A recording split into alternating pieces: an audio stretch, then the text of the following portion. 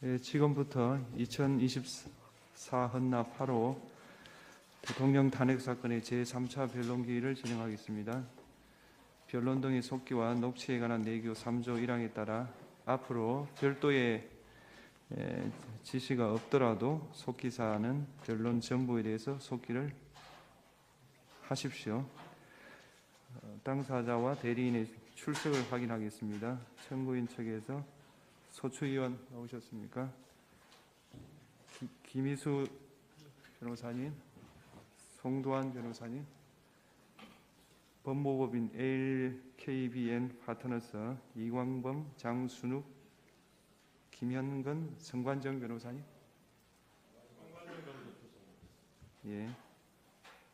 예. 그 다음에 이공의 김선유 변호사님, 시민의 김남준 변호사님, 그 다음 도시의 이금규 변호사님, 다산의 서상범 변호사님, 클라스 한결의 박혁, 이원재, 김진환 변호사님, 세록의 전형호, 황영민 변호사님, 그 다음에 김정민 변호사님, 피청구인 본인 나오셨습니까? 그 다음에 대리인으로 조대현 변호사님, 배보연 변호사님, 배진환 변호사님, 도태우 변호사님, 서성근 변호사님, 청령의 윤갑근 변호사님, 삼승의 김계리 변호사님, 에이스 최거훈 변호사님, 선정의 차기환 변호사님, 정상명 변호사님, 그 다음에 송진호 변호사님, 이동찬 변호사님. 혹시 소개 안 된 분이 있습니까? 진행 순서를 말씀드리겠습니다. 지난 기일 이후 제출된 서면을 확인하고 증거 정리를 한 다음에 채택된 증거에 대한 증거 조사를 하는 순서로 진행하겠습니다. 그에 앞서서 피청구인 본인께서 소추 사유에 대한 의견 진술을 희망하신다면 발언 기회를 부여하겠습니다. 어느 정도까지 말씀드려야 될지 모르겠습니다만은 양해해 주시면 제가 일어나서 할까요? 좋으실 대로 하십시오. 그러면 마이크가 이러니까 제가 앉아서 편하실 대로 하십시오. 제가 오늘 처음 출석을 했기 때문에 그냥 간단하게만 말씀을 드리겠습니다. 여러 가지 헌법 소송으로 업무도 과중하신데 또 저의 이 탄핵 사건으로 또 이렇게 고생을 하시게 해서 먼저 우리 재판관님들께 송구스러운 마음입니다. 저는 철들고 난 이후로 지금까지 또 특히 공직 생활을 하면서 자유민주주의라는 신념 하나를 확고히 가지고 살아온 사람입니다. 헌법재판소도 이러한 헌법 수호를 위해서 존재하는 기관인 만큼 우리 재판관님들께서 여러모로 잘 살펴주시기를 부탁드리겠습니다. 또 필요한 상황이 되거나 질문이 계시면은 말씀드리도록 하겠습니다. 감사합니다. 말씀 잘 들었습니다. 다음으로 당사자가 지난 기일 이후 제출하신 서면을 확인하겠습니다. 청구인 측에서 1월 16일자 절차 진행에 관한 의견서, 1월 20일자 증거요지 설명서, 영상 증거 설명서, 각 쟁점에 대한 요약 서면으로 1월 20일자 준비 서면 2, 증거 제출서 4.5, 증거 제출 정인 조지호에 대한 주신문사항 1월 21일자 증거 제출서 6 제출하셨습니다. 피청구인 측에서 1월 17일자 정인 김용현의 송달 장소에 대한 보정서, 1월 17일자 입증 계획 및 증거 제출서, 증거 동영상 재생 등 절차에 관한 의견서, 1월 20일자 증거 설명서 2 내지 6 입증 계획, 각 증거 제출 첨부 자료, 1월 20일자 각 사실조회 신청서 국가정보원 세계선거기관협의회 연수구 선거관리위원회 파주시 선거관리위원회 방송통신위원회 행정안전부 감사원 1월 21일자 각 사실조회 신청 및 문서 제출 명령 신청서 행정안전부 대통령실 국가정보원 1월 20일자 각 문서 제출 명령 신청서 감사원 외교부 한반도 평화교섭본부 북핵정책과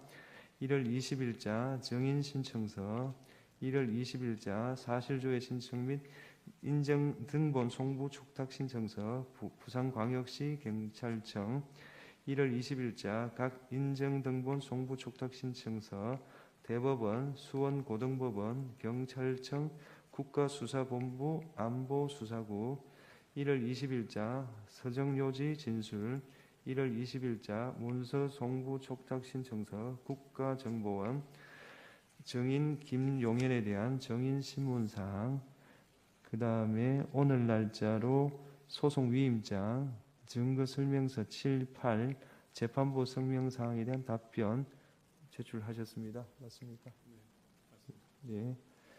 그 다음에 증거 정리 절차를 진행하도록 하겠습니다. 지난 기일에 체부 결정이 보류된 증거에 대하여 증거 체부 절차를 하겠습니다. 피청구인 측은 지난번에 보류하신 갑제 22호증 1부터 갑제 27호증 12까지 증거 인물을 말씀해 주시기 바랍니다. 저기 부동의하겠습니다. 예. 증거로 채택 부동의하겠습니다. 부동의 한다는 뜻입니까? 부동의하는 경우에 갑제 22호증 1 내지 갑제 27호증 12는 중앙선거관리위원회 과천청사 선거정보센터 관악청사 선거연수원 CCTV 현장 영상으로 비진술 증거로서 전문법칙이 적용되지 않고 현장 상황과 개헌군 등의 동태가 그대로 녹화된 것으로 볼 수 있습니다. 따라서 증거로 채택하겠습니다. 청구인 측은 피청구인 측이 제출한 을제 1호증 1부터 8호증까지 증거 인물을 말씀해 주시기 바랍니다. 네, 저희는 동의는 하고 입증 취지만 부인하겠습니다. 예. 그리고 증거를- 언론 기사에 관해서는 아마 그 중에 언론 기사도 포함되어 있는 것으로 알고 있습니다만 그 부분은 지난번에 재판부에서 밝혀주신 그 기준에 따라 그 당시에 그런 취지의 보도가 있었던 점만 예, 인정하겠습니다. 알겠습니다. 증거로 채택하겠습니다. 그러니까 을제 1호증 2, 을제 5 내지 8호증은 기재 일시에 해당 언론 매체에서 그러한 보도가 있었다는 사실을 증명한 한도 내에서 증거로 채택하고요. 그 다음에 을제 1호증 1은 동의를 했기 때문에 증거로 채택한다 이런 내용이 되겠습니다. 그 다음에 피청구인 측에서 지난 기일 이후에 을제 3호증의 7 내지 22, 을제 9호증 내지 85호증의 1, 91호증의 3 결국 91호증의 3까지 제출하셨습니다. 맞습니까? 예. 혹시 인부가 뭐 되겠습니까? 저희가 어제 좀 늦게 받아가지고 조금 검토가 필요할 것 같습니다. 일괄해서 함께 서면으로 인부 제출하겠습니다. 그렇다면 인부를 내일까지 서면으로 밝혀주십시오. 네, 그렇게 하겠습니다. 그 다음에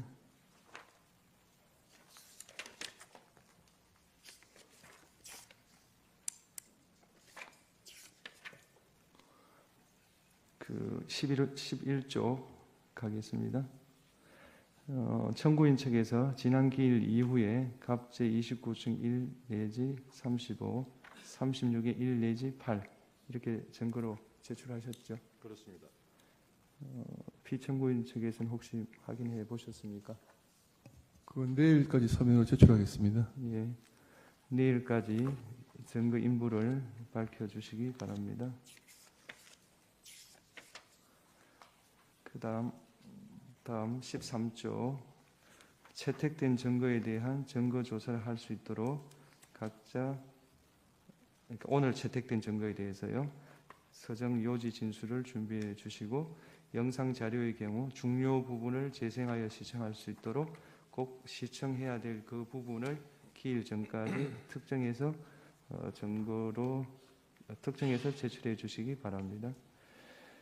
13조 문서 송부 촉탁 등 정리에 관해서 보겠습니다.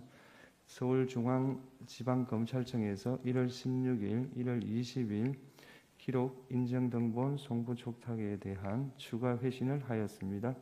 청구인 측 확인해 보셨습니까? 네, 받았습니다.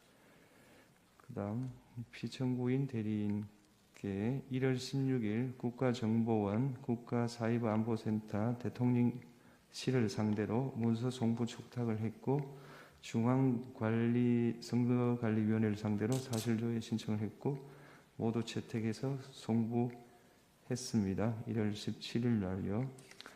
그 다음에 피청구인 측에서 1월 20일자로 아까 말씀드린 대로 사실조회 신청서, 그 다음에 사실조회 신청 및 문서 제출 명령 신청서, 그 다음에 1월 20일자로 문서 제출 명령 신청서, 1월 20일자로 사실조회 신청, 인정등본 송부 촉탁 신청, 1월 20일자로 인정등본 송부 촉탁, 1월 20일자로 문서 송부 촉탁 신청서 제출하셨습니다. 이에 대하여 재판부 평의 결과 우선 행정안전부에 대하여 국무회의록 작성 여부 등을 묻고 관련 자료를 제출하는 내용의 사실조회 신청 및 문서 제출 명령 신청을 사실조회로 일괄하여 채택합니다. 이상민 전 장관에 대한 송달 장소를 묻는 행정안전부에 대한 사실조회 신청을 채택합니다. 대통령실에 대해서 국무회의록 작성 여부를 묻고 관련 자료를 요청하는 사실조회 신청, 문서 제출 명령 신청은 사실조회로 일괄하여 채택하겠습니다. 국가정보원에 대한 사실조회 신청 중 조회사항 1, 2번 즉 국가사이버안보센터장, 선거관리위원회 사이버보안관리점검 실무 책임자의 각 성명, 송달 장소를 묻는 부분을 채택합니다. 그 나머지 부분은 어제 증거가 주로 많이 신청되었기 때문에 재판부 평의를 거쳐서 다음에 채택 여부를 결정하겠습니다.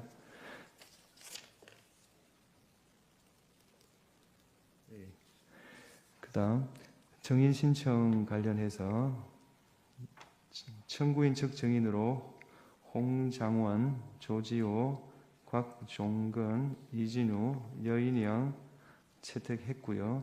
피청구인 측 정인으로 김용현, 그 다음에 김현태를 채택했습니다. 피청구인 측에서 1월 20일자 입증계획 정인 일부로 정인 15명에 대한 입증계획을 밝히셨고 1월 20일자 정인 신청서로 허병기 등에 대한 증거 신청을 했습니다. 어제 들어왔기 때문에 재판부 평의 결과 이상민 전 장관, 박춘석 대통령실 경제수석비서관을 정인으로 채택합니다.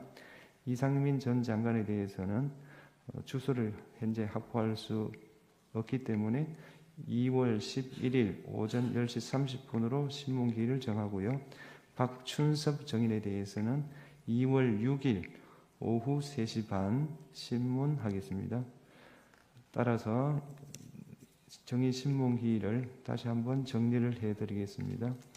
1월 23일 오후 2시 반에 김용현 정인 신문을 하고 조지호 정인은 불출석 사유서를 제출했습니다.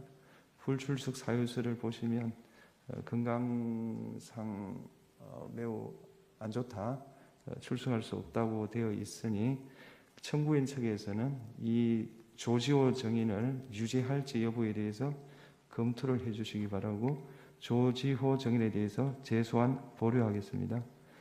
2월 4일 오후 2시 반 이진우, 오후 4시 여인영, 오후 5시 반 홍장원 정인입니다. 2월 6일 오전 10시 반 김현태, 오후 2시 곽종건, 오후 3시 반 박춘석, 2월 11일 오전 10시 반 이상민 이렇게 정의신문을 하겠습니다. 예.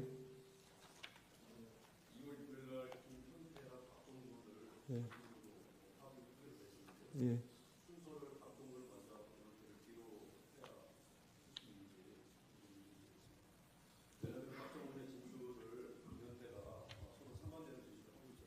박정훈이 주고 김현태가 그 박정훈의 진술에 대해서 어떤 반대 내용을 진술을 할 것이기 때문에 그거는 좀 힘들 것 같고요. 그걸 감안해서 주신문 반대 신문을 하시면 좋겠습니다. 송달 문제가 그렇게 쉽게 좀 잘 해결이 안 돼서 그렇습니다.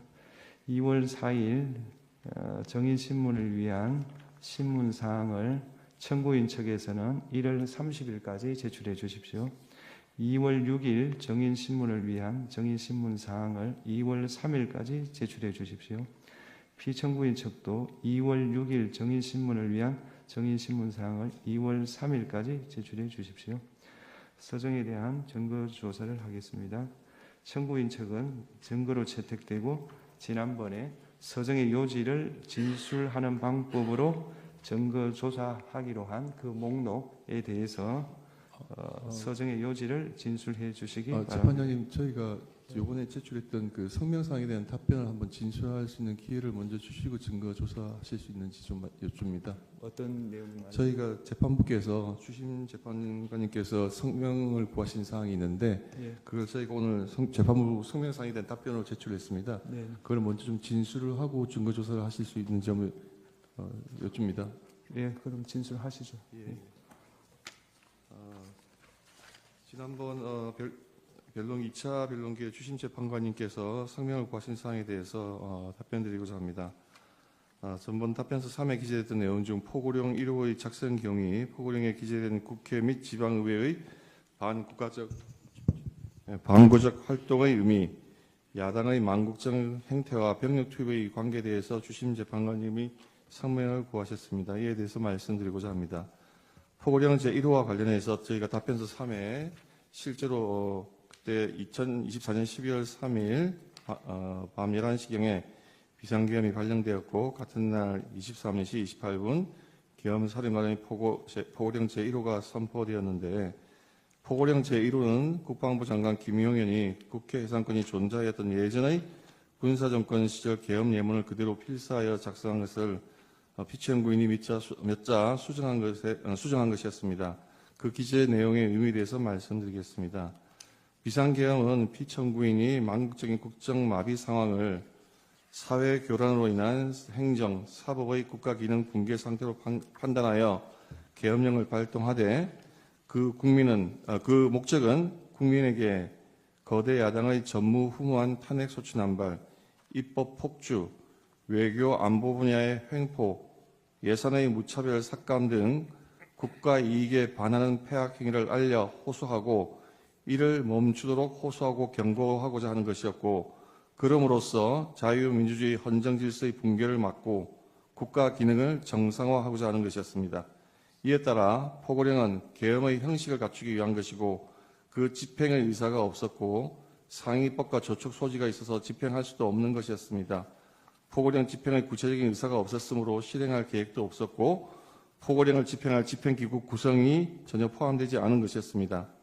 그리하여 포고령 제1호는 계엄의 형식을 갖추기 위하여 김용현 장관이 초안을 잡아 피청구인이 검토 수정한 것인데 김용현 장관이 계엄령 선례를 참고하여 작성하였던 것으로 기억하고 있고 피청구인이 그에 대하여 검토하면서 야간 통행 금지 조항이 있던 것을 삭제한 것으로 생각됩니다.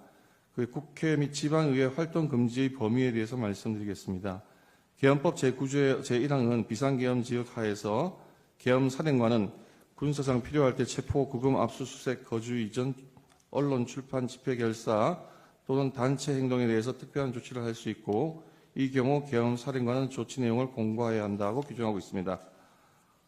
포고령은 이를 아까 좀 전에 말씀드린 것 같이 구체적인 어떤 집행 계획을 세우지는 않은 상태에서 계엄의 형식을 위해서 작성한 것으로 굳이 말씀드리자면 포고령 제1호는 위조항에 따라서 국회의 어떤 불법적인 행동이 있으면 그것을 금지하고자 하는 것이지 결코 국회의 해산을 명하거나 또는 국회의 입법 활동이나 국회의 비상계엄 해제 결의를 위한 의정 활동 등 정상적인 국회 활동을 금지하고자 하는 것은 아니었습니다.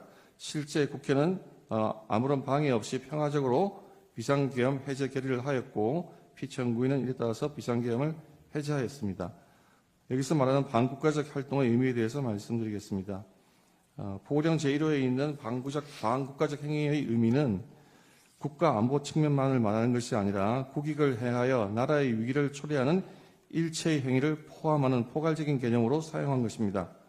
구체적인 예를 들면 거대 야당이 북한이나 중국의 입장에 동조하여 국가의 안보에 위해를 초래하는 외국인의 간첩 행위를 처벌하는 법률 개정을 반대하는 행위, 국가 안전 확보를 위해 하는 각종 법률을 제정하거나 또는 안보를 위한 규정의 폐지 행위, 국가 안보를 제외하는 외교 안보 정책, 국가 안보 예산 삭감을 통해 국방력 약화 기도, 기타 에너지 안보 위협하는 행위 등을 들 수 있습니다. 그 구체적인 예를 들면 야당의 간첩죄 규정 개정 반대로 인해서 국가 안보나 국가 핵심 산업 기술 유출을 방지하는 것에 심각한 차질을 빚고 있습니다.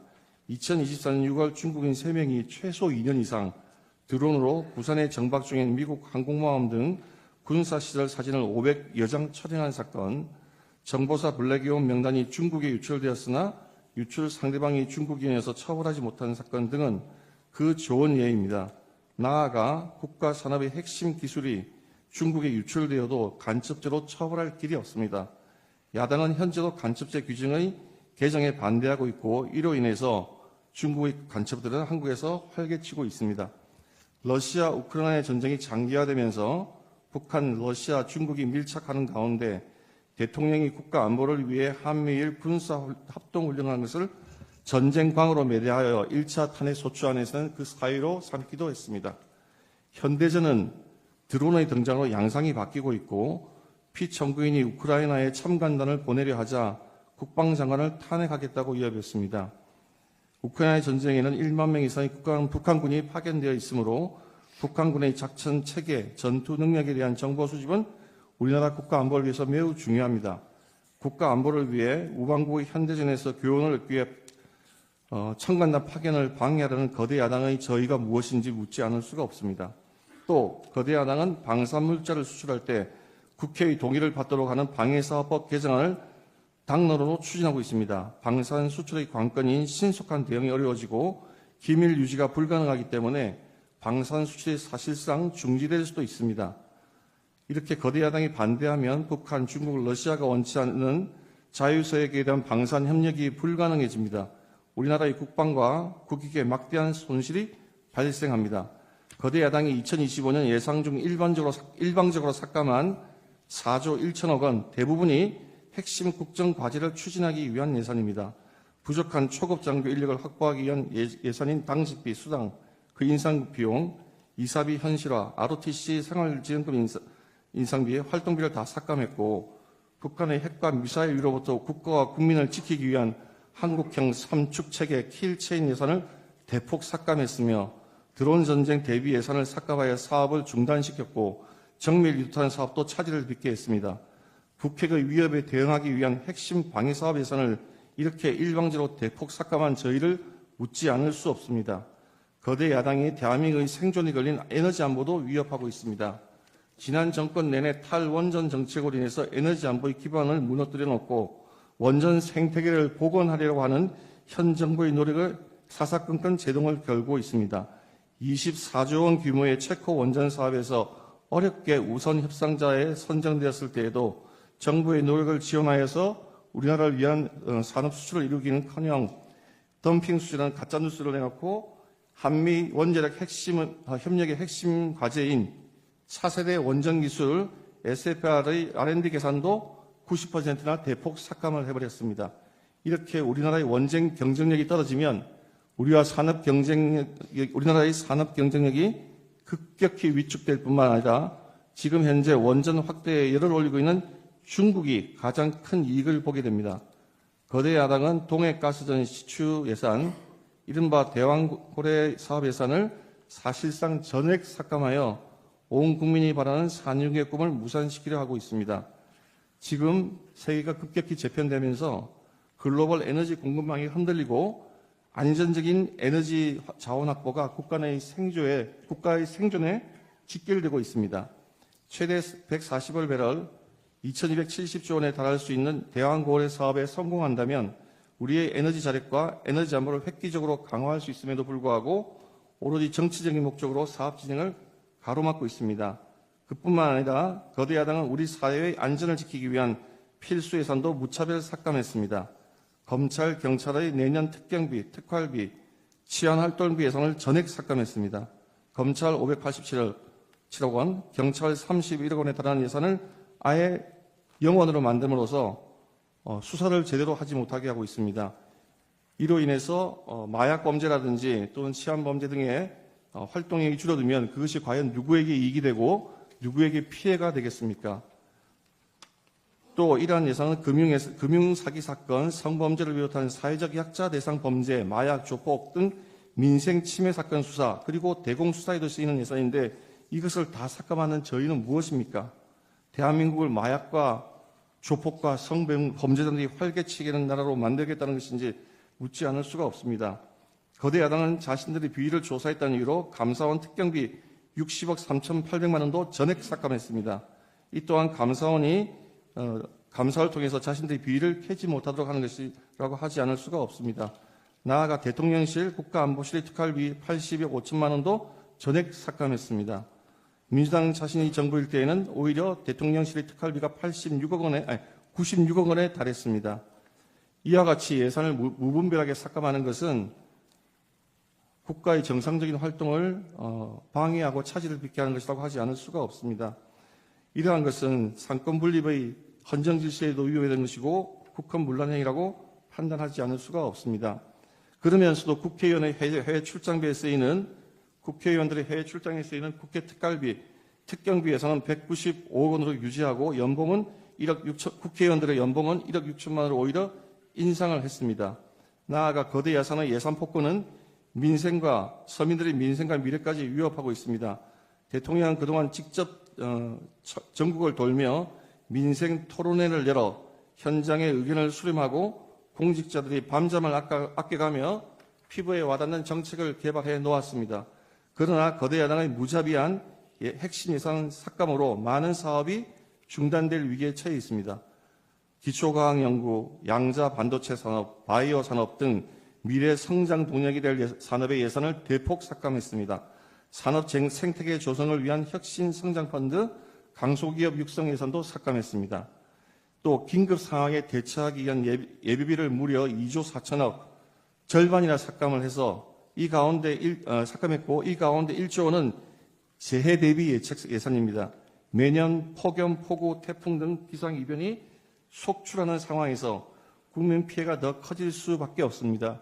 작년에 보셨듯이 무한 공항 사고 같은 그런 재해가 생겼을 때 그런 의도치 않은 예상치 않은 피해자가 생겼을 때 국가가 도와줄 수 있는 그러한 예비비마저 대폭 삭감한 것입니다. 거대 야당은 팬데믹에 대비하는 백신 개발 지원과 관련된 R&D 예산도 대폭 삭감했고 의료개혁의 추진에 반드시 필요한 전공의 지원 사업 예산도 삭감했으며 어려운 청년들을 돕기 위한 청년 일자리 지원 사업 예산도 삭감하고 취약계층 아동자산 형성 지원 사업도 삭감했으며 아이 돌봄 수당도 무차별 삭감했습니다. 이러한 악의적인 예산 삭감은 나라를 망국의 위기로 몰아내려는 목적이 뚜렷한 것입니다. 그리고 그 피해는 고스란히 국민들에게 돌아갈 수밖에 없습니다. 이러한 거대 야당의 이러한 예산의 무차별 삭감과 폭주는 국가 이익에 반하는 것이라고 하지 않을 수가 없습니다. 그다음 망국적 행위를 알리는 것과 병력 투입의 관계에 대해서 말씀드리겠습니다.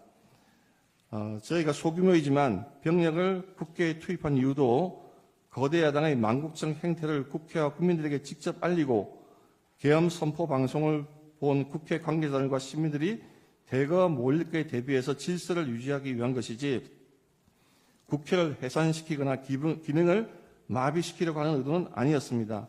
국회의 만행을 국민들에게 직접 알리기 위해 왜 병력을 동원하여야 하는 구성명 사항으로 추측이 됩니다. 개헌법 3조에는 비상계엄의 선포와 동시에 계엄사령관은 계엄지역의 모든 행정사무와 사법사무를 관장한다고 규정하고 있습니다. 따라서 계엄이 선포되면 질서 유지 업무는 계엄사령관이 관장하게 되고, 그렇기 때문에 이 사건 계엄 당시에도 많은 시민들이 몰려들 것이 예상되는 국회의 질서를 대비하기 위해 군이 보충적으로 인원을 파견하고 보다 많은 경찰이 그 외곽 경비를 하게 된 것입니다. 법조인 체포 주장에 대해서 말씀드리겠습니다. 청구인은 아직 이 법조인 체포에 대한 주장이 서면으로 정확하게 제출되지 않아서 정확한 답변은 다 말씀드리기 어렵습니다만, 청구인은 피청구인이 이 사건 계엄 당시 다수의 법조인을 체포하거나 체포하려 하였다고 주장하고 있습니다. 그러나 피청구인은 이 사건 계엄 선포 당시 결코 법조인을 체포 구금하라고 지시한 바가 없고, 실제로 체포된 법조인도 전혀 없습니다. 한동훈 여당 대표를 체포하라든지 우원식 국회의장을 체포하라고 지시한 바가 전혀 없습니다. 나아가 더더욱이나 한동훈 여당 대표를 사살하라고 하는 그런 터무니없는 지시를 한 바도 없는데, 그런 황당한 가짜 뉴스를 가지고 탄핵 사추 사유로 주장하는 것은 그 부당성에 대해서는 더 말할 필요가 없다고 할 것입니다. 절차 진행에 대해서 말씀드리고자 합니다. 피청구인의 입장에서 가장 강조드리고 싶은 것은 이 사건 계엄 이전에 거대 야당의 횡포로 인해서 국정이 사실상 마비될 정도였다는 것입니다. 그 중에도 중요한 것이 민주당의 탄핵 소추의 남발입니다. 민주당이 탄핵 소추를 남발하여 얼마나 탄핵 소추를 남용하는지 여부가 쟁점이 될 것인데, 그것을 판단하려면 당연히 먼저 소추된 장관, 감사원장, 방통위원장에 대한 탄핵 사건을 심리해 보아야 그 결론이 나야 하지 않겠습니까? 사리가 그러함에도 지금 헌법재판소에서 대통령에 대한 탄핵 사건을 무조건 서두른 데 대해서 대리인들은 그 절차의 적법성과 공정성에 대해서 의문을 가지고자 있다는 것을 말씀드리고자 합니다. 결론적으로 피청구인들 대리인은 평소 헌법재판관님에 대해서 무한한 신뢰와 존경의 마음을 가지고 재판에 임하고 있습니다. 누가 뭐라 해도 헌법재판소는 이 나라의 헌법 그리고 민주적 기본 질서를 보위하는 최고의 보루입니다. 그와 같은 점을 감안하셔서 아무쪼록 재판연가님들 모두 명철한 지혜를 모아 공정하고 올바른 재판을 하여 주셔서 헌정 질서를 더욱더 확립하여 주시기 바랍니다. 예, 청구인 측은 증거로 채택된 지난번에 그 특정한 서정의 요지를 진술해 주시기 바랍니다. 네. 재판장님, 저희 실물 화상기를 좀 사용할 필요가 있어서 네. 자리를 좀 바꿔서 할게요. 하십시오.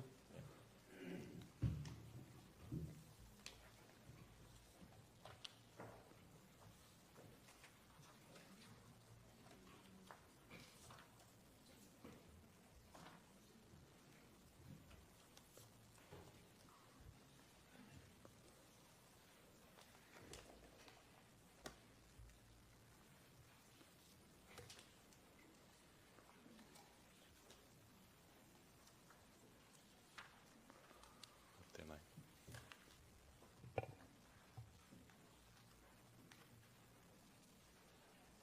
네. 저희 서증 요지 설명드리겠습니다. 저희가 어제 제출한 증거 요지 설명서 1 서면 같이 보시면서 참조해 주시면 되실 것 같습니다. 우선 갑제 1호증의 1 내지 63까지 각 언론 기사입니다. 이 중에 1호증의 1 내지 18은 12월 3일부터 12월 4일까지 언론 보도 기사로서 비상계엄 선포, 포고령 발표, 국회 비상계엄 해제 요구 결의 당시 국회 출입 통제 및 계엄군에 의한 국회 침탈 상황, 국회의장 등 요인들에 대한 체포 의심 정황, 계엄군의 선관위 침입 상황 등이 당시에 실시간으로 보도된 정황이 담겨 있습니다. 그리고 갑 1호증의 19 내지 41, 1호증의 46 내지 56, 1호증의 58, 1호증의 59 내지 63은 계엄 선포가 있은 후에 사후적으로 확인된 구체적인 중앙선관위 침탈 현황, 국회 침탈 현황, 요인 납치 계획, 개업 사전 모의 현황, 그리고 비상계엄에 앞서 이루어진 국무회의의 위헌 위법성 등을 보도한 각 언론 보도 기사입니다. 그리고 1호증의 42 내지 45는 12월 10일까지 언론 보도 기사인데, 여기는 위헌 위법한 계엄 선포로 인해서 국가 경제 질서가 큰 타격을 입게 되었다는 그런 위기 상황에 대한 내용을 담고 있습니다. 갑 2호증은 계엄사령관 포고령입니다. 이 헌법과 계엄법에 따르더라도 비상계엄 선포할 경우에 넘을 수 없는 내용들이 있는데 이 포고령에는 그런 내용들이 포함되어 있다는 취지입니다. 그리고 갑 3호증의 1 내지 7호증이 각 국회 회의록입니다. 서중별로 글씨가 좀 작게 보이긴 합니다만 주요한 부분 요약해서 말씀드리겠습니다. 3호증의 1은 2024년 12월 11일자 419회 국회 본회의 회의록입니다. 이 본회의 당시 국무총리 한덕수는 비상계엄에 앞서 열린 회의가 절차적 실체적 흠결이 있어서 국무회의로 볼 수 없다는 점, 그리고 회의록이 작성된 적도 없고 국방부 장관이 국무회의에서 계엄 필요성을 건의하는 등의 절차도 전혀 이루어지지 않은 채 비상계엄이 선포되었다는 점을 확인해 주었습니다. 잠깐 그 회의록 해당 부분을 보시면 7쪽, 8쪽에 한덕수 총리가 비상계엄 선포 전에 이 국무회의라고도 부를 수 없는 그 모임에서 참석자 전원이 비상계엄 선포를 반대하였다는 점, 그리고 그 외에도 여러 절차적, 실체적 흠결을 가지고 있다고 생각한다. 이런 취지로 발언한 사실이 확인이 됩니다. 다음 8쪽 넘어가도 될 것 같아요. 24쪽에서는 한덕수 총리가 다른 국무위원들과 함께 피청구인을 설득해서 계엄 선포를 막을 목적으로 피청구인이 아닌 자신이 국무위원들을 소집했다는 내용이 확인이 됩니다. 그리고 43쪽에는 이 당시에 계엄사령관에 대한 심의도 전혀 거치지 않았다는 점이 얘기하고 있습니다. 49쪽에는 결론적으로 이 비상계엄을 선포한 회의는 국무회의로 볼 수 없다고 생각한다. 이런 자신의 생각도 밝히고 있습니다. 61쪽입니다. 한덕수 총리는 국방부 장관이 국무회의 석상에서 계엄의 필요성을 정식으로 건의하지 않았고 정식 심의를 거치지도 않았으며 회의록도 작성된 바 없다고 밝히고 있습니다. 다음 갑 3호증의 2입니다. 12월 13일자 제319회 419회 국회 본회의 회의록입니다. 이날 한덕수 총리, 최상목 부총리, 선관위원장, 중앙선관위원장 노태악, 외교부 장관, 법무부 차관이 출석해서 계엄 당시 상황에 관한 발언을 했습니다.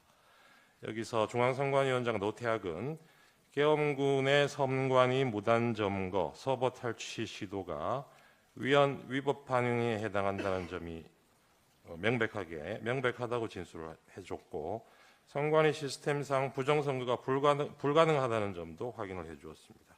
그리고 외교부 장관 조태열은 비상계엄 선포 전에 피청구인으로부터 재외공간 관련 이런 단어가 포함된 3, 4줄 정도의 내용이 기재된 쪽지를 받았다는 얘기가 있고, 그리고 경제부총리 최상목은 재정자금 유동성 확보를 잘 하라는 취지가 적힌 종이를 건네받았다는 점을 진술을 했습니다.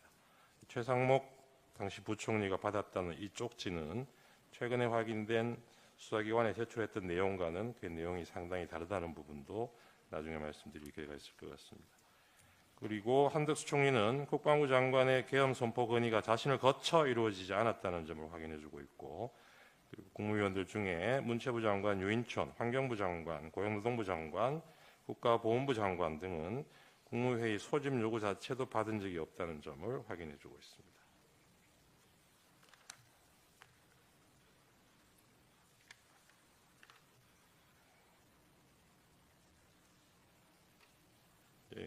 요약한 부분으로 가름을 하고, 이 부분은 3호증의 2는 이걸로 가름을 하겠습니다.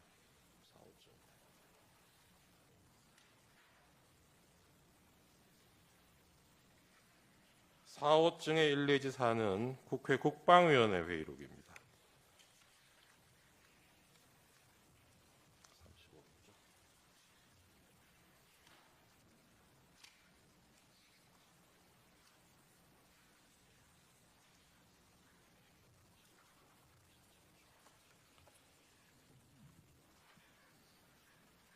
4호증의 1은 2024년 9월 2일자 국회 국방위원회 회의록인데요. 이날은 당시 국방부 장관 후보자였던 김영현에 대한 인사청문회가 열린 날입니다. 이 자리에서 김영현은 국민이 계엄을 용납하지 않고 군도 따르지 않을 것이다. 계엄 문제는 시대적으로 맞지 않다. 지금 이 상황에 계엄이 통하지 않을 것이다.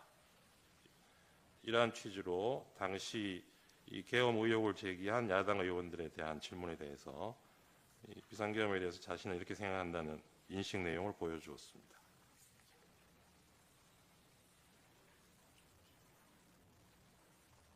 네, 그 내용 간단하게 지금 실문 화상기에서 확인하실 수 있습니다. 57쪽에도 같은 취지의 내용이 있습니다. 다음 4호증의 2입니다. 2024년 12월 5일자 비상계엄 이틀 후에 열렸던 국방위원회 회의록입니다.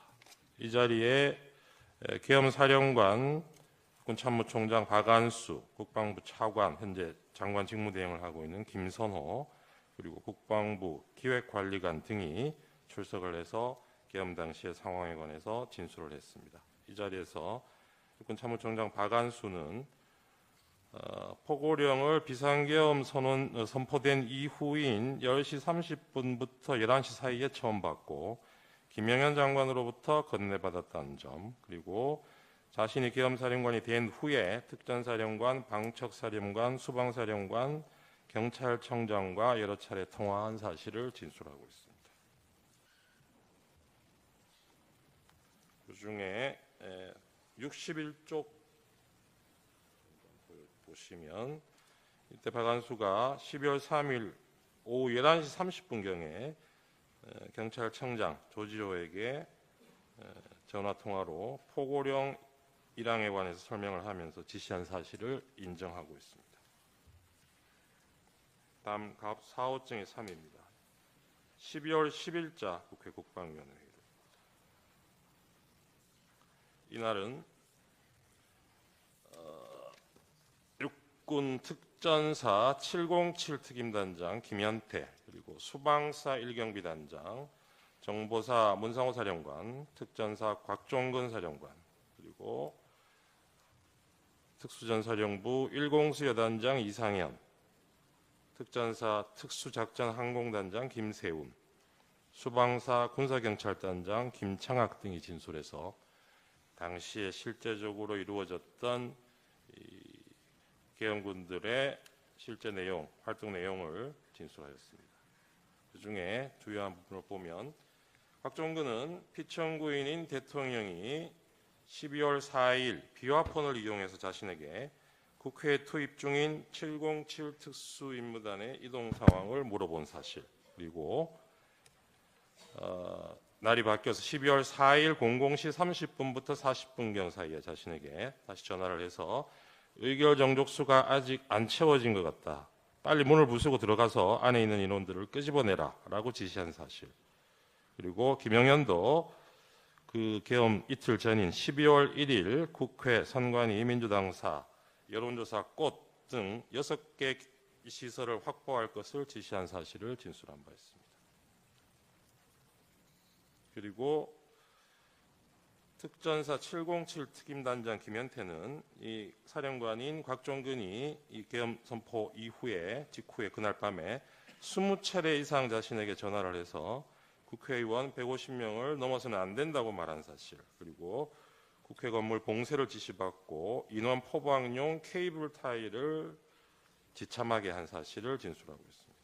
그리고 1공수여 단장 이상현은 곽종근으로부터 상부로부터 문을 부수고 들어가서 국회의원들을 끄집어내라, 안 되면 전기라도 끊어라 라는 지시를 받았다면서 그 지시를 자신에게 하다라는 내용을 확인해주고 있습니다. 그리고 국군 방첩사령부 수사단장 김대우는 그 사령관 여인영이 자신에게 지하 1층 벙커, 여기 지하 1층은 아마 수방사를 얘기하는 것 같습니다. 지하 1층 벙커 안에 구금 가능한 시설이 있는지 확인할 것을 지시한 사실. 그래서 여인영이 그 당시에 김영현 장관의 지시라고 밝히면서 장관이 불러준 정치인 등 14명의 명단을 자신에게 불러주고 정치인을 수방사로 이송할 것을 명한 사실을 확인해주고 있습니다. 그리고 방첩사 군사기밀수사단 실장 노영훈 역시 여인영이 자신에게 이 B1 벙커가 구금시설로 적당한지를 검토하라고 지시하였다는 사실을 확인해주고 있습니다. 다음 육군 수방사 이진우는 2024년 12월 3일 24시 자정에 피청구인 그러니까 대통령이 자신에게 전화해서 국회 상황을 확인하였다고 진술하고 있습니다. 자세한 내용은 페이지별로 요약을 되어 있는 서면을 참조해 주시기 바랍니다.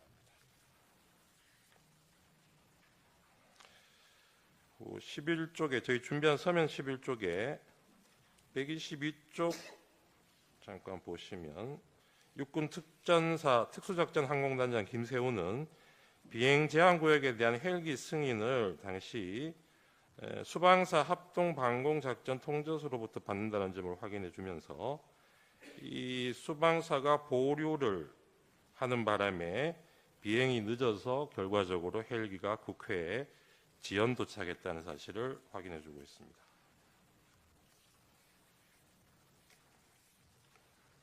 사호증의 4로 넘어가겠습니다.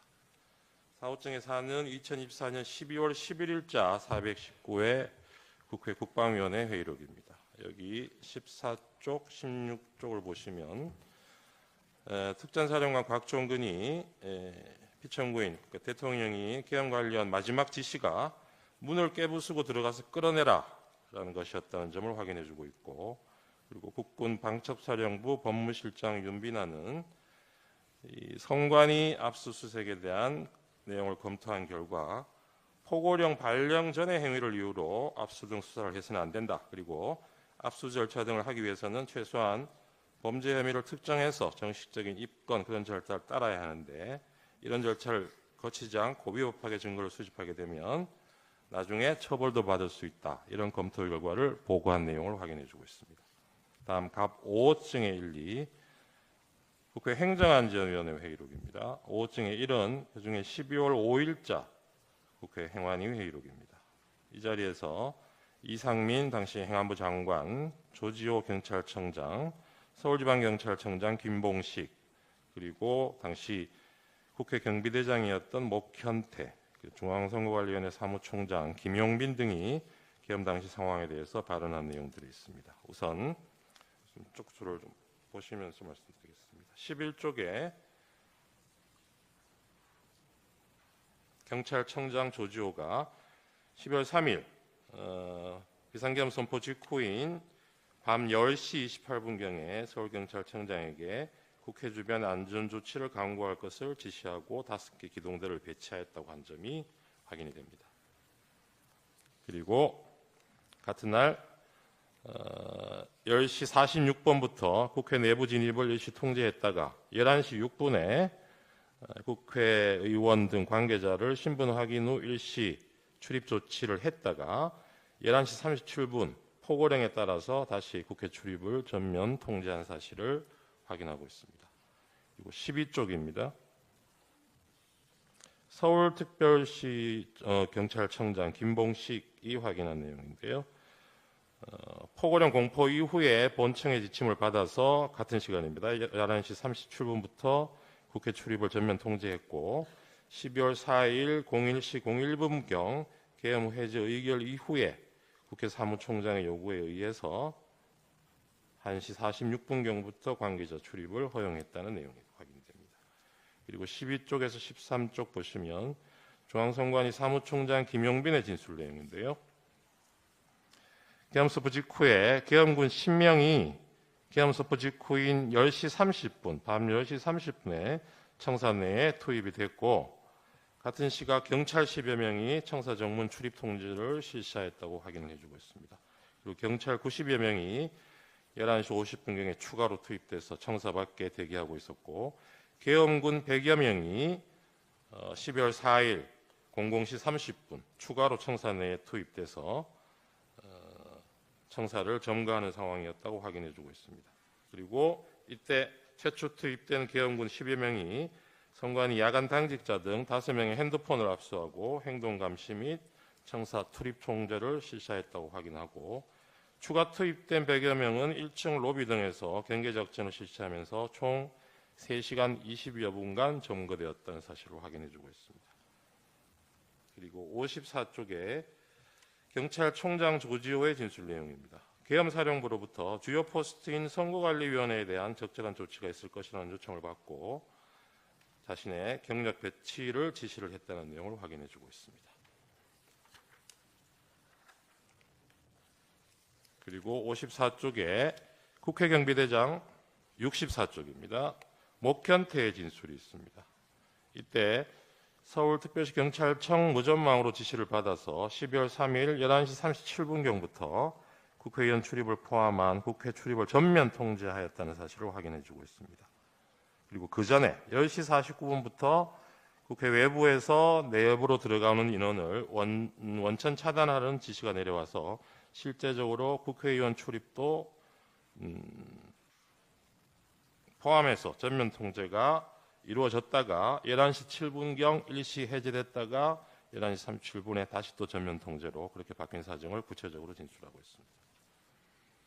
97쪽에 보면 중앙선관위 사무총장 김용빈 진술이 다시 나오는데 이 중앙선관위 CCTV를 확인한 결과 시간대별로 계엄군과 경찰이 선관위 청사나 주변에 배치돼서 어떤 경계 활동을 하고 침입 행위를 했는지 시간대별로 자세한 내용을 진술하고 있습니다.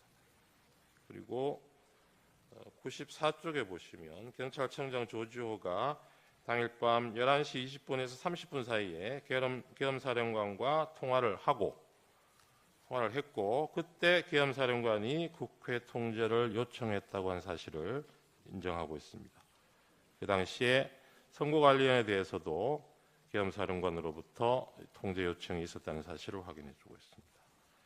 141쪽, 149쪽 보시면 선관위 사무총장 김용분이 계엄군이 직원들과 핸드폰 압수한 내용 다시 한번 확인해주고 있습니다.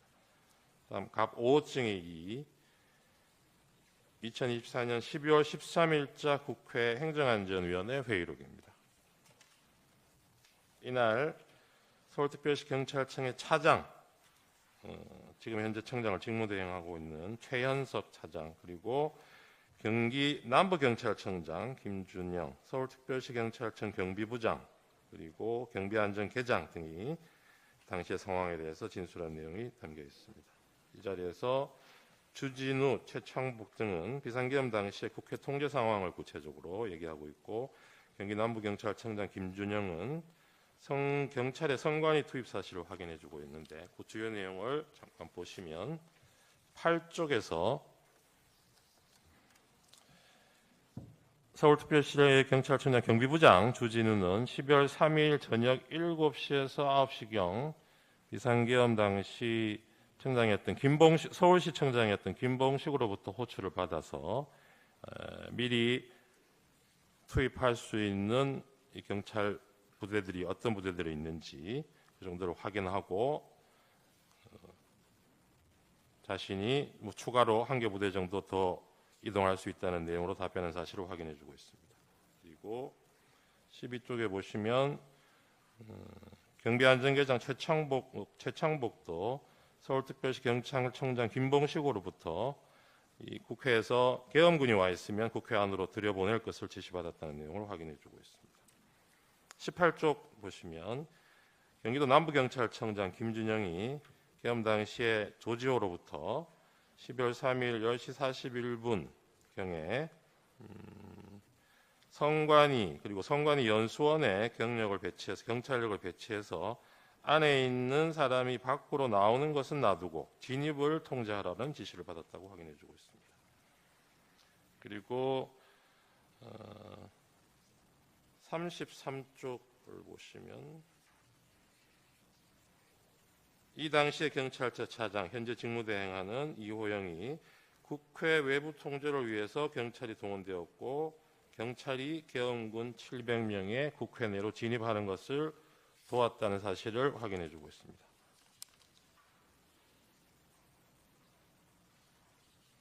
48쪽에 최창복의 내용이 진술이 있습니다만은 앞에 나왔던 내용과 중복되는 것이어서 이 부분은 넘어가도록 하겠습니다. 그리고 갑제 6호층의 1, 2, 3은 국회 법제사법위원회 회의록입니다. 6호증의 1은 2024년 12월 6일자 제19차 법제사법위원회 회의록인데요. 여기서 법원행정처장이 계엄군사법원 설치를 위해서 법원 공무원 파견을 요청받은 내용을 확인해주고 있습니다. 그리고 갑 6호증의 2는 12월 9일자 제20차 국회 법사위 회의록입니다. 이 자리에서 법무부 장관 박성재, 경찰청장 조지호, 선관위 사무총장 김용빈 등이 진술을 했습니다. 여기서 주요 내용을 잠깐 보시면 41쪽입니다. 이 당시에 경찰청장 조지호는 방첩사령관이 자신에게 전화를 해와서 이재명, 박찬대, 전현희, 김명수 전 대법원장, 권순일 전 대법관 그리고 한동훈에 대해서 체포를 위한 위치 추적을 요청하면서 위치 추적을 해달라는 지시를 받았다는 점을 확인하고 있습니다. 45쪽에서는 선관위 사무총장 김용빈이 이 당시에 선관위 관계자들이 직원들이 내부에 감금되어 있다고 사실을 확인해주고 있고요. 67쪽, 68쪽에서는 역시 김용빈 사무총장이 계엄군이 당일 한 3시간 20분 동안 선관위를 불법 점거했고 야간 당직자 핸드폰 뺏긴 점 그리고 계엄군이 관제센터에 들어와서 서버 사진을 찍어갔다는 사실을 확인해주고 있습니다. 다음 갑제 7호증은 2024년 12월 13일 개최된 국회 과학기술정보방송통신위원회 회의록인데요. 여기서는 방통위 관계자들이 나와서 세 차례에 걸쳐서 계엄사령부로부터 연락관 파견을 요청하는 전화를 받았다는 점을 확인해주고 있습니다. 그리고 갑 8호증의 1리는 국회 사무처에서 피해 현황을 집계해서 제출한 내역입니다. 이 당시에는 4,800만 원 상당의 비품 피해, 1,100만 원 상당의 시설 피해 등이 발생했다는 내용을 담고 있습니다. 그리고 갑제 12호증의 1리는 피청구인이 이 헌법재판소 탄핵 소추 이후에 서류 송달 거부에 관한 내용을 담고 있는 언론 기사들입니다. 그리고 13호증의 1, 2지사는 피청구인이 수사기관 소환에 불응하고 체포영장 발부됐다는 기사를 담고 있습니다. 그리고 14호증의 2는 12월 31일 체포영장 발부에 관해 피청구인이 입장을 밝힌 데 대해서 피청구인 대리인이죠. 대리인이 입장을 밝힌 데 대해서 그 배경을 설명하는 취지의 언론 기사입니다. 15호증의 1, 2는 검찰 비상계엄 특별수사본부에서 김용현, 여인영, 이진우를 기소하면서 수사한 결과를 요약해서 발표한 보도자료입니다. 그리고 17호증의 2 내지 4는 국회 사무처 입장 관련 기사, 기자회견면 그리고 사무처 제출한 자료들입니다. 이 17호증의 1로 저희가 제출했던 것이 국회 피해 상황 등을 담은 CCTV 영상인데 이 17호증의 2 내지 4는 이 영상과 관련해서 국회 사무총장이 그 내용을 설명하고 관련한 내용을 담고 있는 기사입니다. 그리고 17호증의 3도 국회 사무총장이 비상계엄 관련해서 수사협조를 위해서 CCTV 영상을 수사기관에 제공했다는 내용 담고 있고요. 17호증의 4는 국회 사무처에서 이춘석 의원의 요구자료로서 제출한 내용으로 역시 비품 피해 현황, 설비 피해 현황이 있고 인적 피해 현황도 아울러 있다는 내용을 담고 있습니다. 그리고 19호증의 1, 2, 3, 4는 비상계엄 이후에 금융외환 시장의 변동성이 크게 확대되고 환율이 상승하고 불확실성 증가로 투자 심리 위축돼서 증시가 큰 폭으로 하락하고 있다는 계엄의 부정적인 영향을 다루고 있는 언론 기사들입니다. 그리고 갑 25증의 3 내지 5는 피청구인이 2025년 1월 1일 한남동 관저 앞에서 집회를 열고 있던 자신의 지지자들에게 전달한 새 인사와 관련해서 언론 기사 내용입니다. 그리고 갑 28호증은 2023년도에 새로 발간된 계엄 실무 편람입니다. 이 부분은 이 피청구인이 선포한 12월 3일 비상계엄이 계엄 실무 편람에서 정하고 있는 여러 절차적, 실체적 요건에도 전혀 부합하지 않는다는 것을 입증 취지로 하고 있습니다. 이상 서증 요지를 말씀드렸습니다. 예, 참고로 피청구인에게도 증거가 채택된 서정 요지, 영상 등에 대해서 마찬가지 방법으로 증거 조사 기회를 드리겠습니다. CCTV 영상에 대한 재생 방법으로 시청하도록 하겠습니다. 네, 이 부분도 저희가 영상 증거 설명서 1 제목으로 어제 서면을 제출했습니다. 여기에 보면 재생 시점 시간이 특정이 되어 있습니다. 그 부분대로 재생을 해주시면 될 것 같습니다. 이제 갑 9호증 국회 사무처 CCTV 영상입니다. 재생되는 장면 보면서 말씀드리겠습니다. 지금 보시는 장면이 12월 3일 밤 11시 49분경부터 다음날 12월 4일 00시 11분경까지 육군 특전사 707 특수임무단 병력이 탑승한 헬기가 국회의사당 후면 운동장에 3대씩 순차로 착륙하는 모습입니다.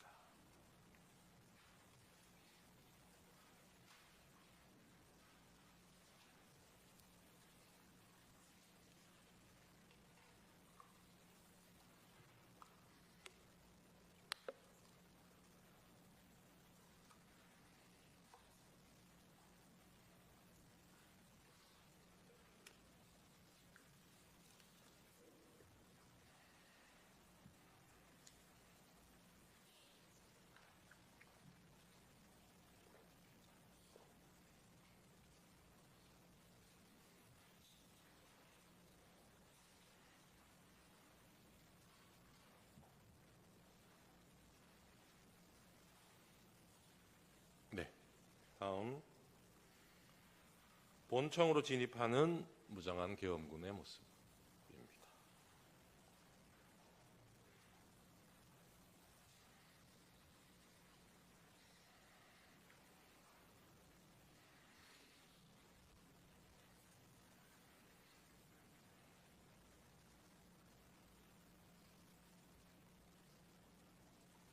다음 12월 4일 00시 34분경에 707 특수임무단장 김현태를 포함해서 약 15명의 병력이 국회의사당 우측면으로 이동해서 미리 준비한 망치로 유리창 2개를 깨뜨리고 국회의사당 내부로 침투하는 모습입니다.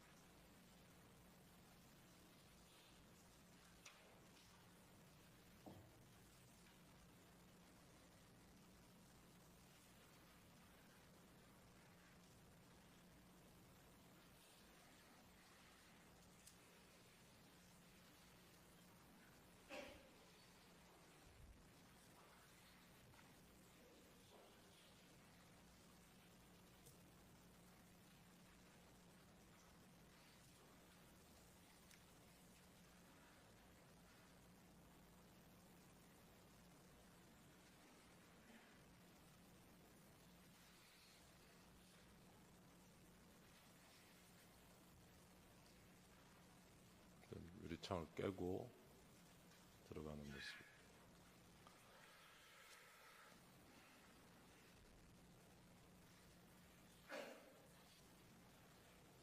예. 네 번째 영상은 본회의장 방향으로 뛰어들어가는 계엄군 모습입니다.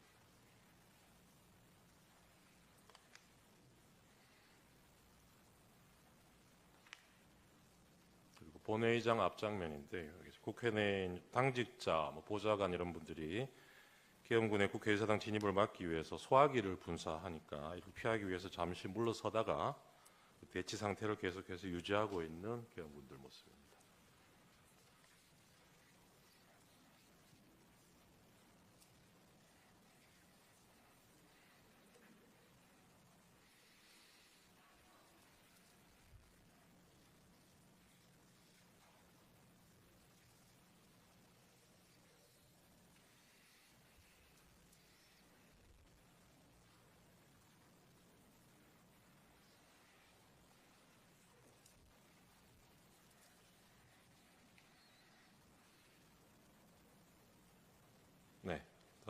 16호증이 1입니다. 한남동 국회의장 공간에 계엄군이 출동한 장면인데요. 12월 4일 01시 42분경부터 04시 45분경까지 사이에 전체는 그렇습니다만 그중에 요구 의결안이 통과된 이후인 12월 4일 01시 42분경에 한남동에 있는 국회의장 공간에 계엄군이 출동한 모습입니다. 이 부분 입정 취지는 해제 요구가 의결된 이후에도 이 군병력이 국회의장 공간에 배치됐다는 점에서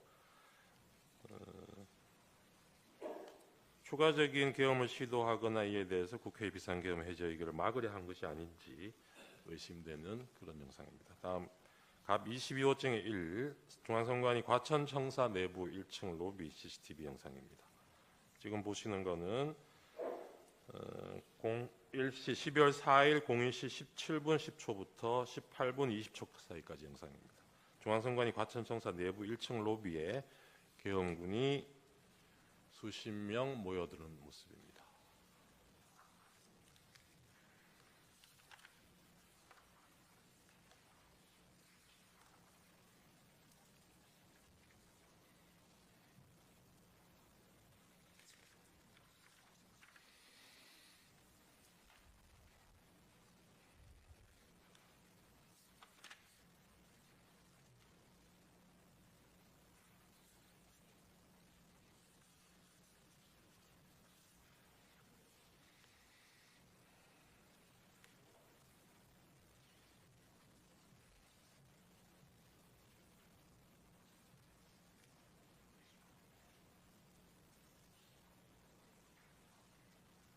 다음 갑 22호증 23입니다. 선관위 과천청사 내부 2호기 엘리베이터 CCTV 영상인데 여기 보시면 계엄군들이 권총을 소지하고 있는 장면이 확인이 됩니다.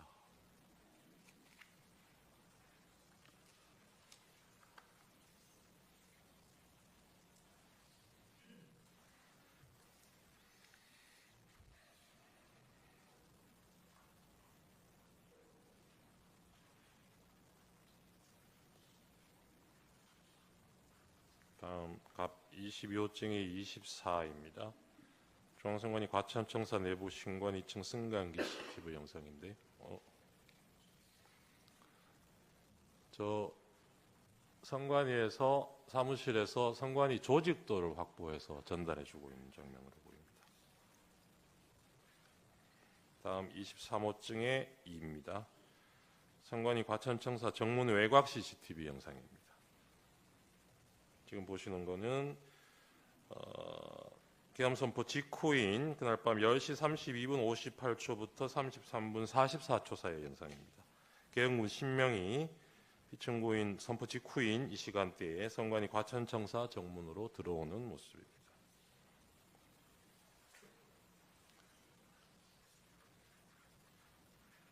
미리 준비되지 않았더라면 계엄 선포 직후에 4, 5분 후에 저렇게 바로 계엄군들이 선관위 청사로 진입할 수는 없었다는 취지입니다.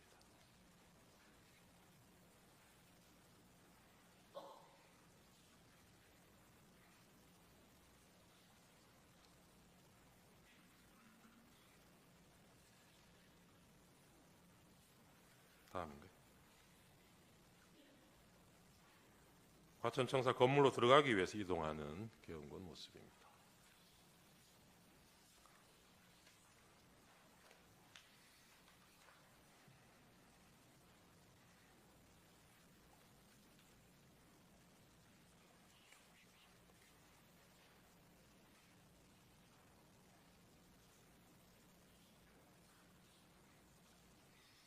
네, 23호증의 18 과천청사 정문 우측 영상입니다.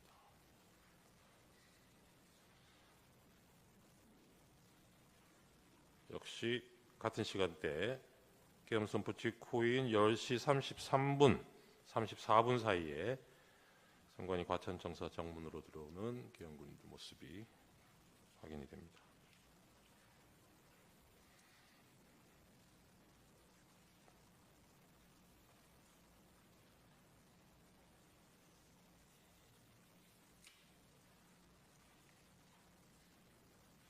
정문으로 들어와서 청사 경내 청사 안으로 들어오는 모습이.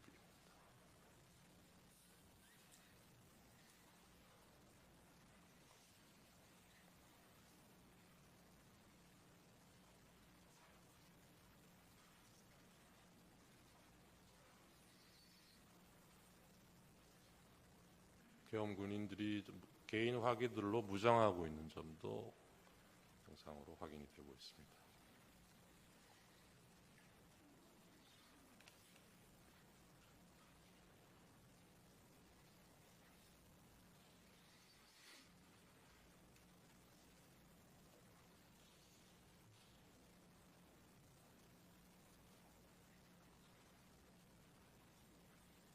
이 부분은 앞에 보셨던 영상이랑 같은 내용을 아마 각도만 다르게 잡은 있는 것 같아서 조금 생략하셔도 될 것 같고 24호증에 1로 넘어가 주셔도 좋을 것 같습니다.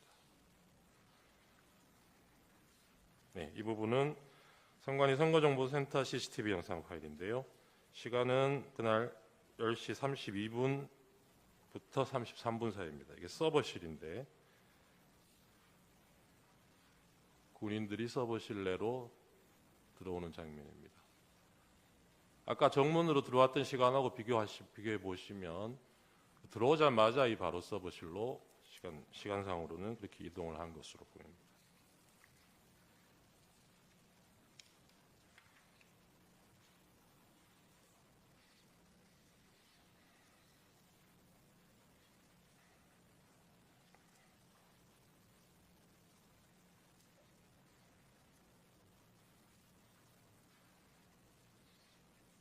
핸드폰을 가져가는 장면이 보입니다.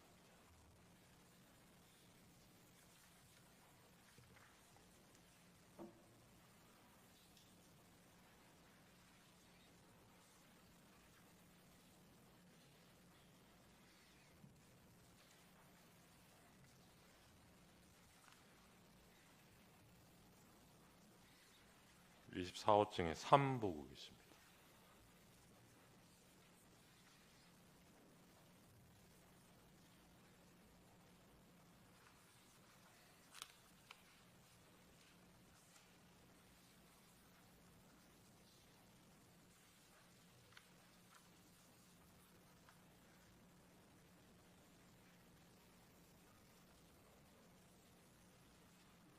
직원 핸드폰을 넘겨받는 장면.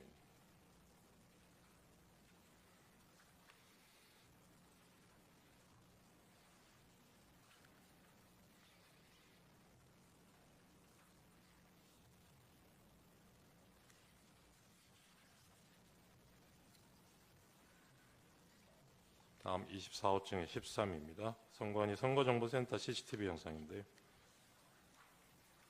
전산실 서버가 위치하고 있는 전산실 내부 모습입니다.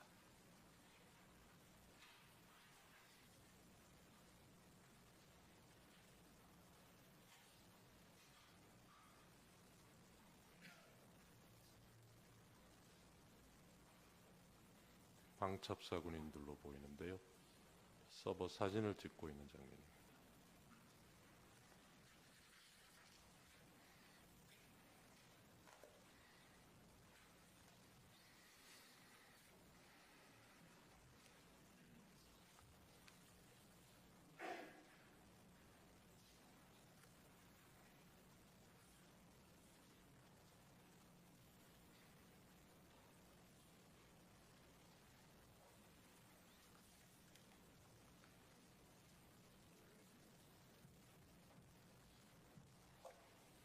다음 파일로 넘어가 주셔도 좋을 것 같습니다. 갑 25호증에 사는 선관위 관악청사입니다.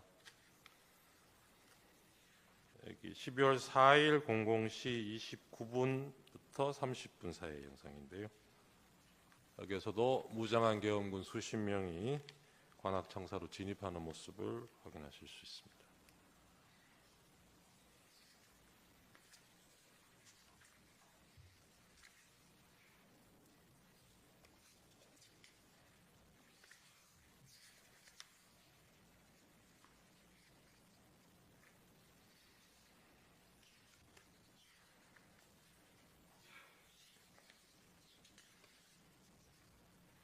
여기는 역시 같은 관악청사 뒤편 공간인데요. 화단이 있는 이 공간에도 군인들이 배치가 돼서 건물을 통제하고 있는 모습을 확인하실 수 있습니다.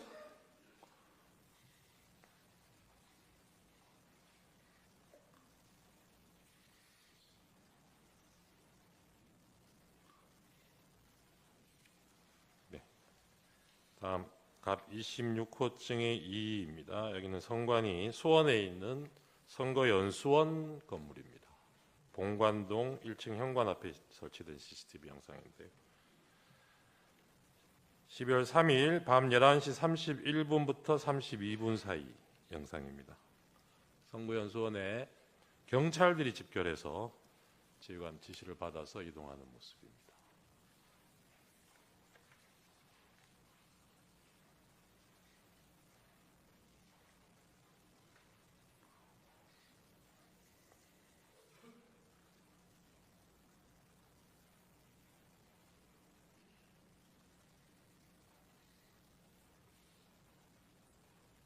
네, 다음 영상 넘어가 주셔도 좋을 것 같습니다. 26호증의 23 같은 수원 선거연수원 정문 CCTV 영상입니다. 여기는 12월 3일 11시 36분 25초에서 45초 사이의 영상인데요. 이 주차장 입구에 경찰차와 경찰이 집결해서 다른 차량이 진입할 수 없도록 바리케이드를 설치하고 입구를 통제하는 모습을 확인하실 수 있습니다.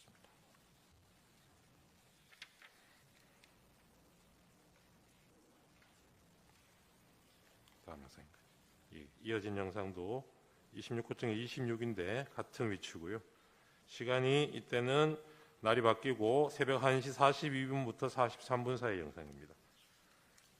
경찰 버스 2대가 진입하고 해당 버스에서 내린 경찰들이 연수원 내부로 집결하는 모습을 보고 계십니다.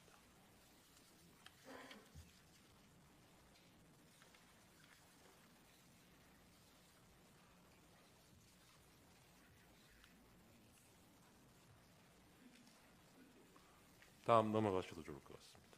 26호증의 37입니다. 선거연수원 CCTV 정문 영상인데요.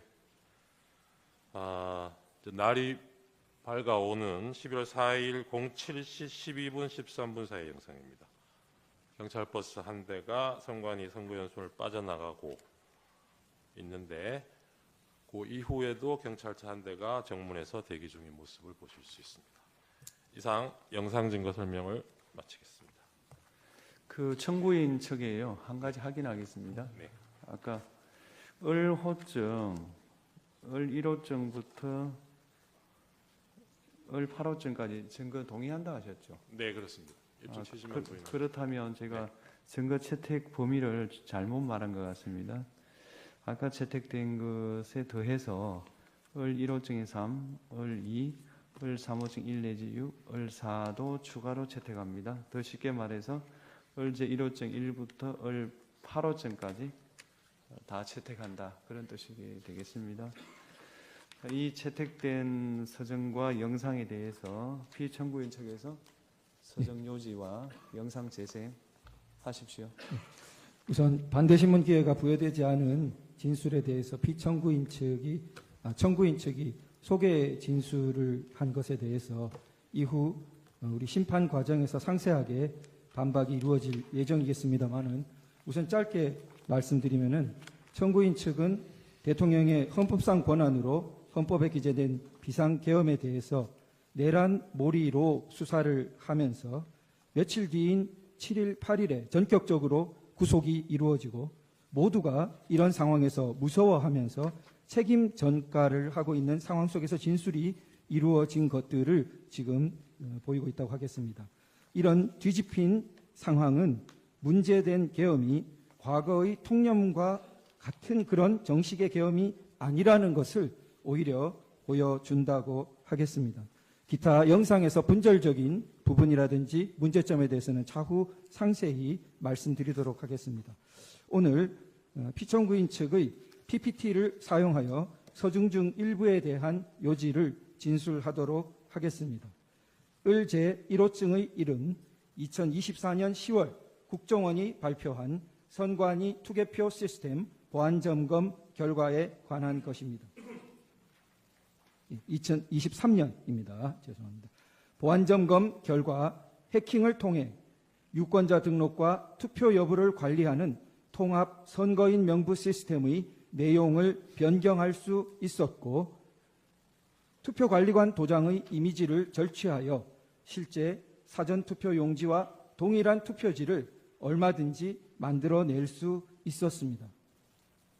을 제4호증은 법원이 연수을 선거무효소송 변호사들에게 준 통합선거인 명부 사본입니다. 이 사본에는 선거인의 성명과 주소가 삭제되어 명부상의 투표자가 실제로 투표했는지 여부를 전혀 확인, 검증할 수 없도록 되어 있습니다. 하지만 대법원은 판결문에서 원고가 선거인 명부를 열람했으니 실제 투표 여부를 확인할 수 있었을 텐데 아무런 주장과 증명도 없다고 했습니다. 도장 파일을 절취하여 위조 투표지를 쉽게 만들 수 있다는 점 앞서 말씀드렸습니다. 을제 3호증의 4 및 19는 제21대 총선 재검표 현장 등에서 촬영된 투표지들의 사진입니다. 총 6곳에서 실시된 재검표 현장 등에서 신권다발처럼 빳빳한 투표지 묶음들이 수없이 나타났습니다. 정상적으로 기표한 후 접어서 투표함에 넣어 뒤섞인 투표지들이라고 전혀 볼 수 없이 인쇄소에서 재단되어 바로 옮겨진 것 같은 모양이었습니다. 을제 3호증의 4는 선관위가 홈페이지에 게시했던 영상물을 캡처한 사진입니다. 선관위는 개표장이나 재검표장에 신권다발처럼 빳빳한 투표지가 나온 이유로 원상태로 회복하는 기능을 가진 특수 재질 종이를 사용했기 때문이라는 영상을 올렸다가 내렸는데, 투표용지를 감정한 전문가는 그런 종이는 세상에 없습니다라고 증언한 바 있습니다. 그런데도 선관위는 다시 원상 복원 기능이 있는 종이라는 영상을 새로 올렸다가 비상계엄 이후 삭제하였습니다. 을제 3호증의 2는 인천 연수구 송도 2동 제6투표소에서 나온 투표관리관인이 뭉개진 당일 투표지들입니다. 위 투표소에서 나온 1974표의 당일 투표지 중 1000장이 넘는 투표지가 이런 상태였고, 그중 294표는 한 글자도 식별이 안 되어 무효표로 처리되었습니다. 선관위는 관인을 찍는 만년 도장을 적색 스탬프에 다시 찍어서 이렇게 됐다고 주장했으나, 증인으로 나온 투표관리관은 해당 관인을 찍거나 이런 투표지에 대해 보거나 들은 적도 없으며, 관인을 실제로 찍었던 2명의 투표사무원 중 한 사람 역시 전혀 모르는 일이라 했다고 증언했습니다. 하지만 대법원은 진술서 한 장 반박 증거로 제출하지 않은 선관위의 해명을 그대로 인용했습니다. 을제 3호증의 11은 제21대 총선 영등포을 선거무효소송의 원고 박용찬이 2020년 5월 투표지 보관 당시 찍었던 투표지 보관실 문고리 봉인 상태와 2021년 8월 재검표를 위한 검증 기일에 다시 찍은 문고리 사진을 비교한 것입니다. 봉인 테이프가 마무리된 각도, 판사의 도장 위치, 뒤쪽 봉인 테이프의 모습 등이 너무나 달라서 한눈에도 누군가 봉인을 뜯고 새로 붙였다는 것을 알 수 있었습니다. 원고 박용찬을 대리한 단체가 고발했지만 수사기관의 최종 결정은 범행을 저지른 성명불상자를 찾을 때까지 수사를 중지한다는 것이었습니다. 이상 서증요지 진술의 핵심은 국내외 주권 침탈 세력에 의한 거대한 선거 부정 의혹이 있었으나 선관위와 법원, 수사기관을 통해 제도적으로 해결되지 못하여 국가 비상 상황이 초래되었다는 것입니다. 이상으로 서증요지 진술을 마치겠습니다. 예, 이상의 증거 조사 결과에 대해서 쌍방의 의견이 있습니까? 우선 청구인 의견이 있습니까? 특별히 없습니다. 피청구인 의견이 있습니까? 예, 여러 가지 드릴 말씀이 있는데 잠시 휴정 후에 저희들 상세하게 말씀드릴 기회를 주시면 감사하겠습니다. 그리고 저희가 의제 83호증 동영상 부분이 있는데 재생할 수 있도록 허락해 주시면. 그거는 지금 증거가 채택이 안 되지 않았습니까? 그런데 지금 이제 동영상이 저쪽에서 그 재생이 됐기 때문에 공평하게 의미에서 아니 예. 그거는 공평한 거하고 다르죠. 증거 채택되어야 증거 조사를 할 수 있는 거는 법률에 속하는 거라서 그건 공평의 영역에 속하지 않습니다. 다음으로 피청구인에 대한 신문을 하겠습니다. 피청구인 본인께서는 그 자리에 계시면 되겠고요. 질문사항은 2개밖에 없습니다. 피청구인에게 진술 거부권을 고지해 드립니다. 질문 전체에 대해서 또는 개개의 질문에 대해서 진술을 거부할 수 있습니다.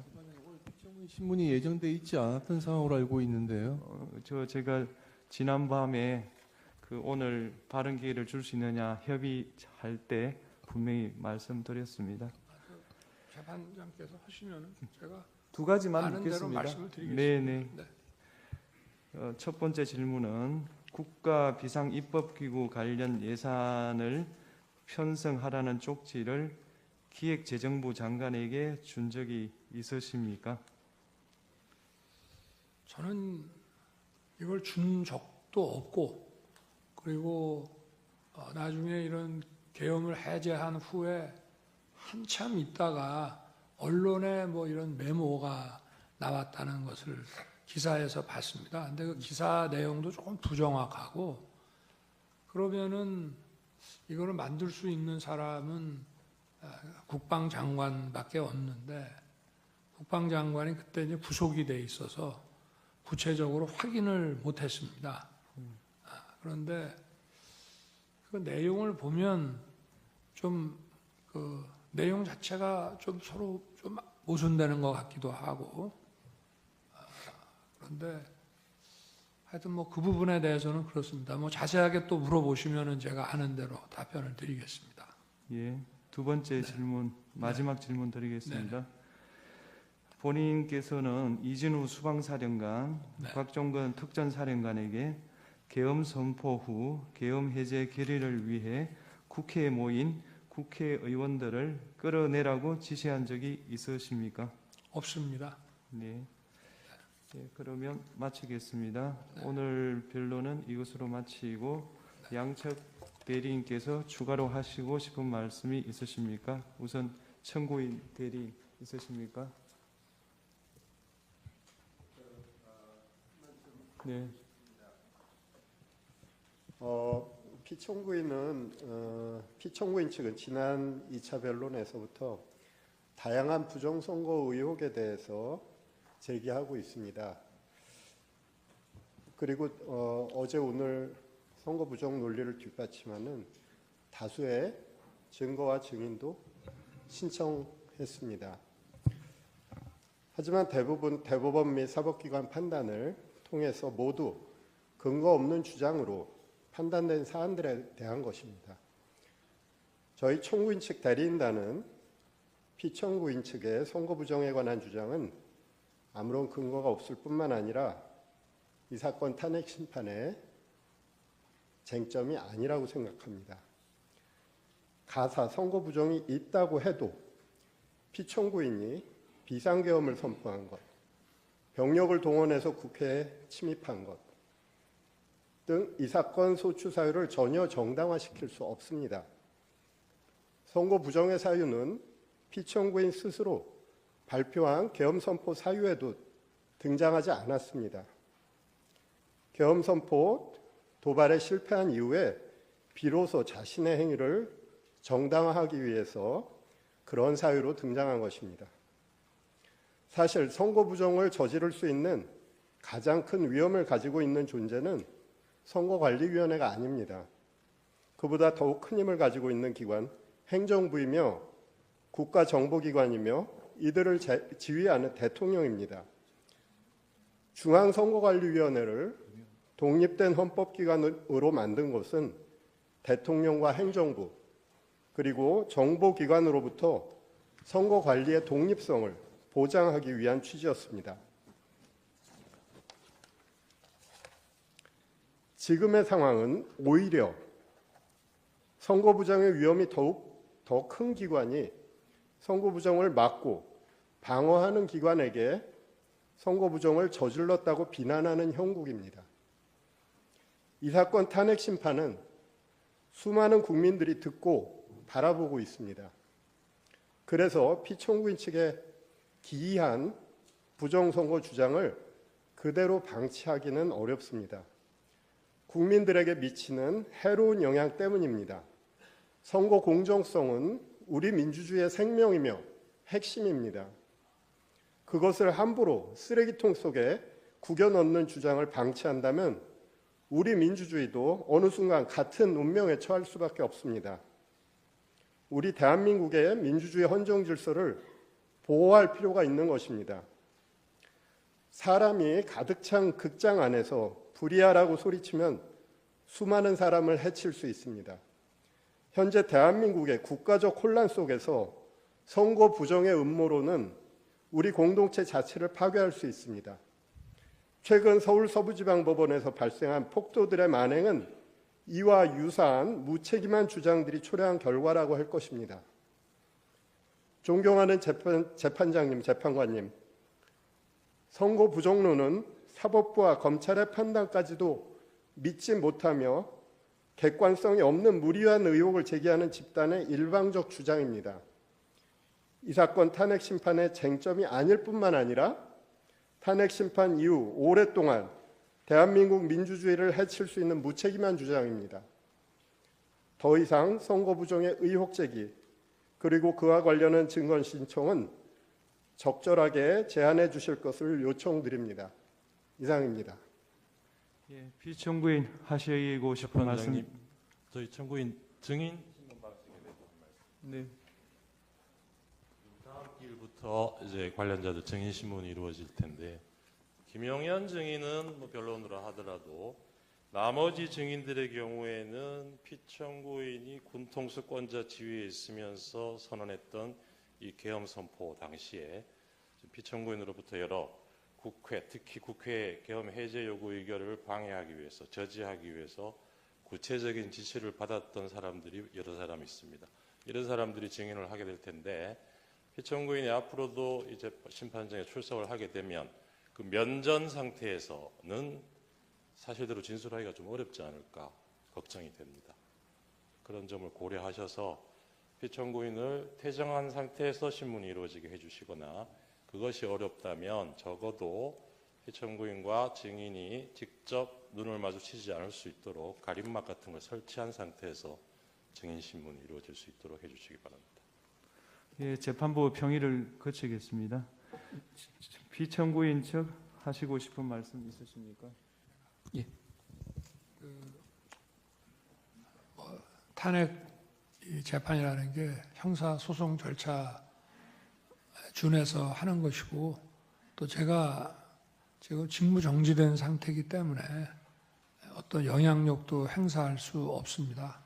그리고 이 사건 내용을 제일 잘 아는 사람은 바로 피청구인인 대통령 저 자신입니다. 그래서 그런 주장은 좀 이해가 좀 안 되고요. 아까도 이런 부정선거 의혹이 음모론이라고 하시고 계엄을 정당화하기 위한 거라고 사후에 만든 논리라고 하셨는데 이미 계엄을 선포하기 전에 이런 여러 가지 그 어떤 선거의 공정성에 대한 그 신뢰에 좀 의문이 드는 것들이 많이 있었고 또 2023년 10월 국정원의 그 선관위 그 전산 장비의 아주 극히 일부를 점검한 결과 문제가 많이 있었기 때문에 부정선거 자체를 색출하라는 것이 아니라 선관위의 전산 시스템을 전반적으로 스크린할 수 있으면 해봐라. 어떤 장비들이 있고 어떤 시스템에 의해서 가동이 되는지 그런 것이기 때문에 저희가 무슨 선거가 전부 부정이어서 믿을 수 없다 하는 그런 음모론을 제기하는 것이 아니라 팩트를 확인하자는 그런 차원이었다는 점을 이해해 주시기 바랍니다. 네, 말씀 잘 들었습니다. 더 하시고 싶은 이야기는 없으시죠? 예, 그러면 제3 재판님 하나만 좀 추가해야 되겠습니다. 지금 아까 우리 청구인께서 그 당시 집권 여당이 대통령 하에서 치러진 우리 지금 피청구인 대통령이 지휘해서 치러진 선거에 대해서 부정이 뭐 없고 책임은 이쪽에 대통령이 있다고 말씀하셨는데 조만간 이번 취임한 트럼프 대통령이 2020년 미국 대통령 선거가 그 당시 트럼프가 재임 기간 중인데 그때의 선거 부정에 대해서 조만간 미국에서도 미국 스스로의 어떤 조사 결과가 나올 겁니다. 그러니까 그게 꼭 대통령이라고 해서 독립적인 선거가 이루어지고 있는 선거관리기구에 대해서 모든 걸 다 통제하는 건 아니기 때문에 어떤 문제점은 발생할 수 있고 국민들은 거기에 대해서 많은 의구심이 있고 지난 4년간 이런 것들에 의혹이 제기되고 있고 더군다나 국정원 보안 서버 점검 결과 문제가 있다고 했기 때문에 대통령으로서는 그 문제를 점검을 하고자 하는 것일 뿐이지 저희 피청구인 대통령께서 선거 부정이 있었다고 단정해서 하는 것은 아니라고 하는 것을 다시 한번 말씀을 드리고 그리고 계엄 선포 이후에 이루어진 과정에 비춰 보면은 사후의 그 어떤 변명을 추가하는 것이 아니고 국정의 안정을 위해서 그 선포할 때부터 대통령께서 점검하고자 하셨던 항목임을 다시 한번 말씀을 드립니다. 절차에 대해서 조금 말씀드리고 싶습니다. 네. 그 저희가 오늘은 피청구인 측은 그 을 1호층부터 5호층 내지 8호층 정도까지밖에 서중요지 진술을 하지 못했는데 지금 제출은 저희가 92호층까지 이렇게 많이 추가 제출되었습니다. 그 부분 그 증거 조사에 대해서 일정을 언제 할 수 있는지 조금 내일 체부에 대해서 증거 인부에 대해서 의견서를 내시면 모레 평일을 할 수가 없어서 지금 제 생각으로는 일부는 1월 23일, 대부분은 2월 3일 날 체부를 결정할 것 같습니다. 체부입니까? 아니면 조사입니까? 왜 체부 그러니까 채택이 되면 바로 그날 조사하니까요.